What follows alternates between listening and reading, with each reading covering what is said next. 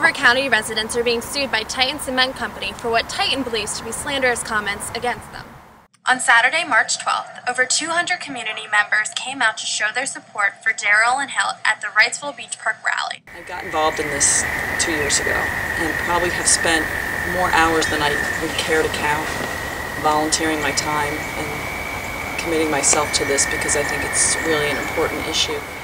When I first found out that Titan was building the cement plant and it was going to be less than 2 miles from my house, I did everything I could to find out all the facts and educate myself about this issue. And the facts were alarming, and I really felt this obligation to educate the rest of my community. I've always been really careful about making sure what I say is factual, just for that reason, because we didn't want Titan to come back and say we're a bunch of tree-hugging zealots. You know, what we say is based on fact, and what we have to say is important, especially when it comes to the health impacts, which is why the doctors have gotten so involved in this.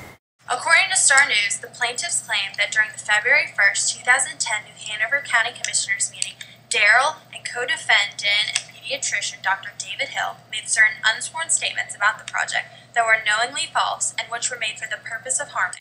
Ever since the lawsuit against Kane and Dr. Hill, our community has been outraged. How dare a billion-dollar corporation go after a local pediatrician, one of the head pediatricians in our county, and a mother who would live within 2 miles of the plant.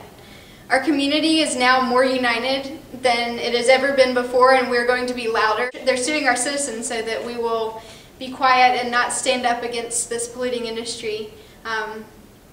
That tactic is not going to work. And the rally was so motivating because over 270 citizens showed up to a rally within a week of hearing about the lawsuit. And there's been more and more citizens being involved ever since. We're now holding volunteer meetings where the community is getting more engaged. People of all ages are now joining in the fight that now has another aspect to it, freedom of speech. We still have a First Amendment right to say what we want in a public forum. It's called public debate, and this issue is so important to this community that there's nothing more important than that First Amendment right. Daryl and Hill's fate will be decided in upcoming weeks in district court. Despite Titan's legal tactics with the double lawsuit, in order to silence public opinion, it will in fact not deter community members and stop Titan from voicing their opinions. This has been Kelsey Nagelvort reporting from KFH 203.